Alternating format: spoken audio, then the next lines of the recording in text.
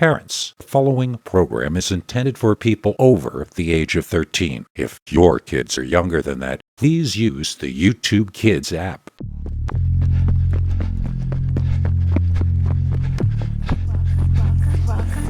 Welcome to Scary Stories, the channel that tells you scary stories.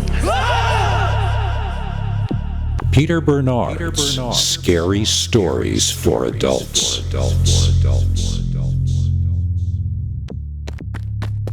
Welcome to Scary Stories NYC. I'm your old pal Bigfoot. As you can see, I've taken up jogging recently. See, I saw myself sideways in a mirror and I realized that if I didn't do something about my weight soon, they were going to stop calling me Bigfoot and start calling me Big Butt. This episode, our 1st of April, is executive produced by Sexy Kojak. Thank you, Sexy Kojak. Especially in these extra strange and trying times, we appreciate you sharing some of your TP money with us. It means a lot, believe me. If you would like to become a Scary Stories executive producer like Sexy Kojak, just join our paid subscribers club at peterbernard.com. Or, if that's out of your range right now, then do something out of the ordinary to help out the channel, and we might make you an honorary executive producer for a day. Phew, I'm getting winded here, but it's worth it for my health, so they say. That's also how the submitter of our first story felt. When this crisis first hit, he used to continue to run outside each morning. He had to stop doing that though because he learned Dogman doesn't do social distancing. Dear Scary Stories NYC, I live alone and have been for the most part enjoying working at home during the current crisis. I feel terrible for those out of work or suffering illness during this time, and my heart goes out to them. So far, the worst thing that's happened to me is I got chased and almost grabbed by a real, live, living, breathing Dogman. Since I get my groceries delivered and since I have a wooden back porch outside my second-story bedroom, I have no reason at all to leave my home while everything is so weird. I do like to get out though, and I do like to run daily, so when this all first started going down, I still used to go out running every morning before dawn. I rarely saw anyone else, and when I did, they always maintained a safe distance from me, so I didn't see the harm in continuing the practice. One morning, the morning in question, I was out running and really enjoying it. The air was cold enough that you could see your breath in front of your face, but not so cold that a run wouldn't warm you up. I was jogging along highways that were mostly wooded. It usually had more traffic and I usually would inhale a bit more car exhaust, but on that morning there was almost no car traffic and very fresh, natural air to breathe. I was in my zone and very happy, enjoying the rhythm of the run. Someone started coming up behind me. I could hear them approaching, and I figured they must be much younger, because they were gaining on me very quickly. This was not a very wide part of the trail, but I moved to my right, closer to the trees than I would normally like to jog, hoping that whoever it was would pass me quickly. This seemed to go on for a while, someone running a little too closely behind me for my taste. I wouldn't want a stranger running that close to me even under normal conditions, but especially the way things are now. It seems more than rude to fail to maintain social distance while running. More than once, I was tempted to turn around and give that other runner a few of my opinions about their behavior and etiquette. They didn't seem to have the slightest idea how annoying they were being. Unless that was the point? Was this someone behind me intentionally trying to intimidate me? Was this someone trying to push me around? They did sound large, whoever they were. Their breathing was so rough You would have thought you had one of the great apes behind you, and I could hear that he was much taller than I was. This might have been some sort of an attack or robbery. My heart was pounding much faster than it should have been under the circumstances. I waved for the guy to pass me. He didn't. I was annoyed, but I was too scared to say anything. I was too scared to even look around and see who it was. It might be someone I knew, I reasoned, so I went through my mind, trying to remember who I knew that was that much taller than I was. Besides the doorman at my rich friend's building, I couldn't think of anybody. I was still too afraid to turn around, and the runner was still running too close to me. I could smell his bad breath each time I heard him exhale. He had to have been on the carnivore diet, that's all I can say. That was not vegan bad breath I was smelling. It was the meat-eating kind. So, who is tall and eats meat and runs along the road by the deep forest before the sun comes up? Boxers would do that, maybe football players, maybe muggers. I was going to have to take a look. I was going to have to get up the nerve to do it, and then I was going to have to take my chance and look. I didn't really want to know who it was. I just wanted them to pass me or go away, but they kept making me more and more frightened by the way they maintained their distance way too close behind me. I could feel the big guy's body heat, and I thought that either I was catching the aroma of putrefaction off of him, or else possibly I had soiled myself and was smelling that instead. It was becoming increasingly disorienting to continue this uncomfortable run, and I was going to have to pick something to do out of the choices swirling in my head. We were only about 2 minutes from the 24-hour McDonald's that's still open for takeout, even through this situation. Maybe the best plan was to act like nothing was wrong until that McDonald's was in sight, and then to take my peek and make a break for it if I needed to. Maybe it was Aaron Judge from the Yankees behind me, and maybe everything was fine, but I wanted a way to break free of this guy if I needed to. Off in the distance, I could hear a coyote or a dog of some sort howling. It sounded so sad and lonely, it almost made me want to cry. The situation I was stuck in, running from an unseen threat, only to go home and stay alone some more. It all caught up with me when I heard that lonesome dog howl. I didn't have time to feel sad for long, as the night was suddenly cut wide open with the blisteringly loud howl emitting from the man who was running 3 feet behind me. It was so surprising that I tripped and I fell onto the ground. Turning and looking up, I watched as an immense upright beast finished his ear-splitting howl, which literally shook the ground beneath us.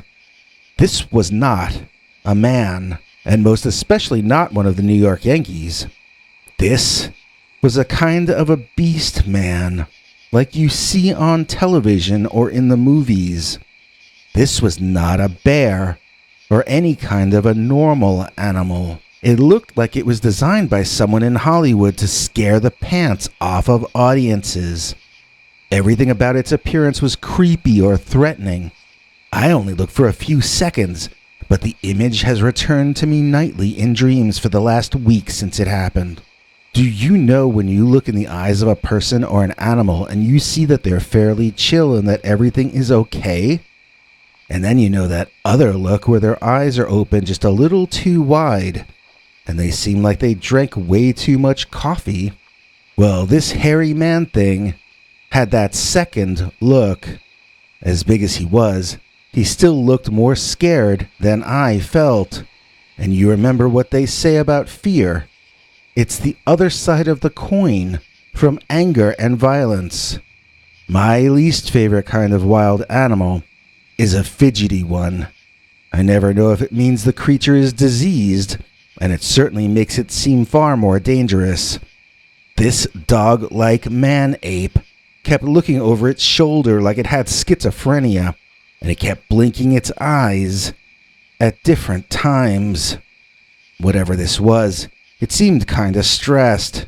It seemed to me as though I was the one with reasons to be freaking out, and this dog-headed guy here was totally stealing my act. I remember that when it howled, it had adopted a seated position not unlike which a normal dog or wolf might take. But when it was finished, and it noticed me looking at it, the wolf-faced humanoid, eyeing me constantly as it moved, rose first to all fours, then up onto its hind legs. It had the fur of a wolf, light-colored for the most part, mixing tans and grays with some darker brown and almost black parts. Its eyes glowed intensely as it stared directly into my eyes, but its expression was completely inexplicable. I did not know what it was thinking as it stared, blinking first one eye and then the other, twitching unpredictably and randomly. Did it want to eat me? Did it want to play with me? I couldn't tell if it wanted me to throw a stick for it to fetch, or if it wanted to wipe out the human race and take over the planet. I looked at that face, and all it said back to me was, "I'm a wolf." I looked into those eyes, and they only repeated the exact same thing, but one at a time. The animal man shifted subtly, altering only a few minor aspects of the way it was standing, and suddenly it looked very threatening. It seemed like it was about to pounce. It looked as though it were telling me that after some dedicated thought on the subject, it had decided I was prey. It seemed to be inviting me to run so that it could have more fun catching and consuming me. I knew that the last thing I could do, was run. I needed another option besides running, which was definitely not something to consider in a situation such as this one. Whatever I was going to do, running was not a choice. And so, I turned around and ran. I had the McDonald's in sight, and I tore for it. I would either get myself a chocolate McCafe and laugh this off, or I would end up splattered on the pavement like a spilled strawberry McShake. I knew that it would be decided by fate one way or the other, and that the only thing I could do in that moment was suffer through the exertion of running as fast as I could with what was left of my internal energy. I ran into McDonald's, and I turned around, panting, staring back out of the window to see if I was being followed. One of the people who worked there laughed and applauded at my grand entrance. I wasn't laughing. I still wasn't certain that I was out of danger. I remember gibbering with the worker who had laughed at me and telling him I had seen a man with a dog mask who chased me. The McDonald's guy told me that was no mask, and he knew because he'd seen it himself. He said they're getting bolder because there are so few people out. You gotta be careful with your pets, and you gotta be careful where you go running alone when it's still dark out. I asked him if he thought it had followed me and might be waiting outside. At first he told me no, they're not that brave yet. Then he thought about it and realized he didn't really know exactly how brave this thing was or wasn't. He advised me to buy a McBreakfast and wait for the McSun to come up before making the rest of my way home. I followed his sage advice and did not see the creature again on my way home. Since then, I've been using my treadmill in my basement, and it's fine. I don't mind at all, and I certainly have nothing to complain about. I'm lucky to own a treadmill, and we all need to count our blessings in times like this. I sure do miss running outside in the mornings before the sun comes up, though. The air is different from any air any other time of the day, and the energy of the earth waking up is unlike any other set of sensations that one can enjoy. Some mornings I'm still tempted to head outside for my favorite kind of run. But then I remember, Dogman doesn't do the social distancing thing. The Hound of Hickston. Dear Scary Stories NYC, I work at a pizza place in Wisconsin, and right now we're mainly a delivery operation for obvious reasons. I had an experience similar to one that you talked about on your show. Mine is kind of unique though, and not really like your normal Dogman sighting, I don't think. I was coming down Route 95 from Maryland, delivering a couple of pizza pies to a place near Hickston. It was as I was driving past the Silver Mound that everything went haywire. That's when I encountered what I call the Hound of Hickston. I'm not a scientist. I'm just a guy who delivers pizza. But the Silver Mound is an ancient site where quartz was mined. And somehow, I think that has something to do with this. They use quartz in watches and computers. It can retain information indefinitely. I'm not knowledgeable enough to explain my gut feeling that it wasn't a coincidence that the vision or creature I saw happened to be so near an ancient quartz mine. As I was driving past it that night, all anyone could really see from the road is a steep hill covered in a bunch of trees.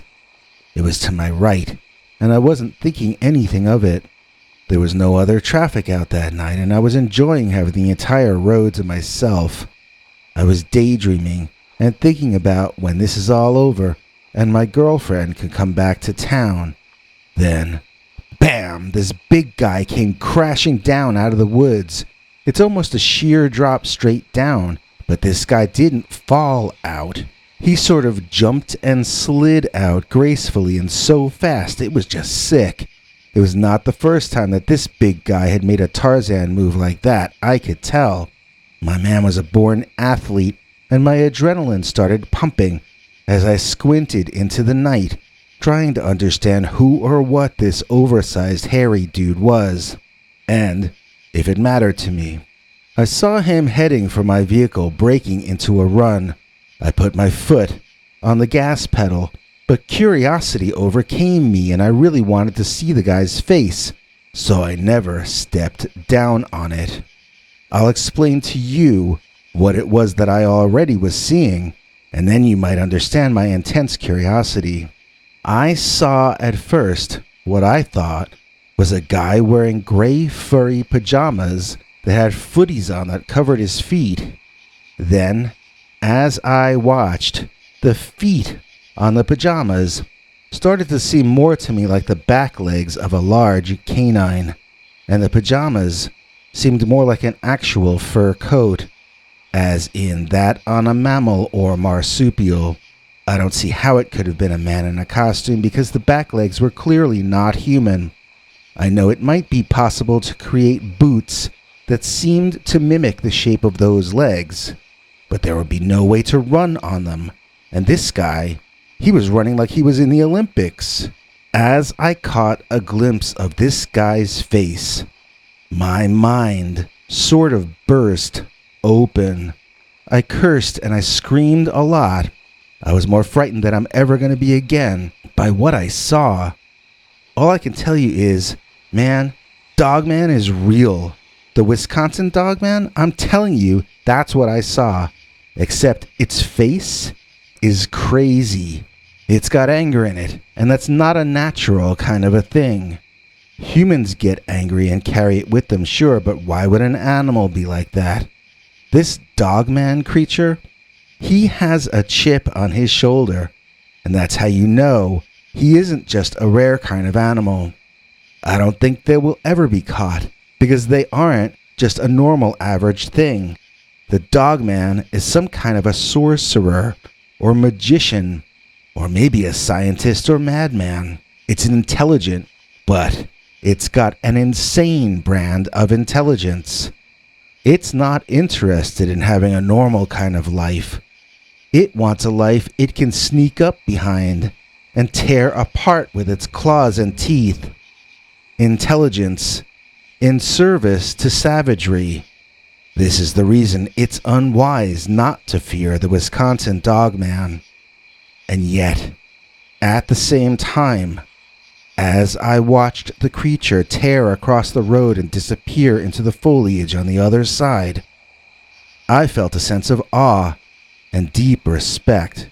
While we're locked up in our little cubbyholes, always remember that the Dogman is out there, wherever he wants to be, doing whatever he wants to do.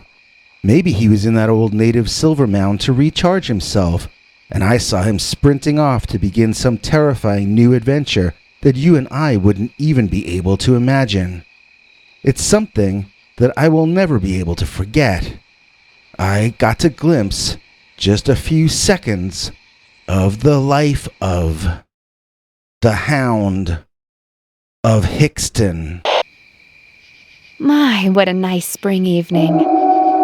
Wow, whatever made that howl sure sounded close. It's amazing how even the prettiest spring sunset can turn scary when there's a chance that the Dogman may be near. I'm Madeline Starr, and I'll be hosting the Dogman Scary Springtime Special right here on Scary Stories NYC.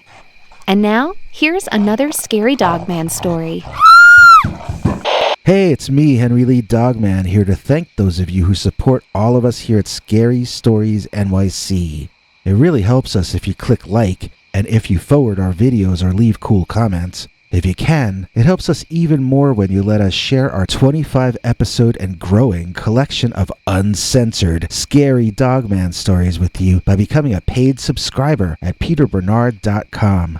That's right, join our monthly club and get 25 stories right off the bat, each of them wilder than what we're allowed to tell you on this channel. Then, each Sunday, get another new scary story, usually a Dogman story, but always uncensored and secret, available nowhere else on the planet. Please consider joining us today at peterbernard.com and keep the scary stories coming. Thanks, everyone.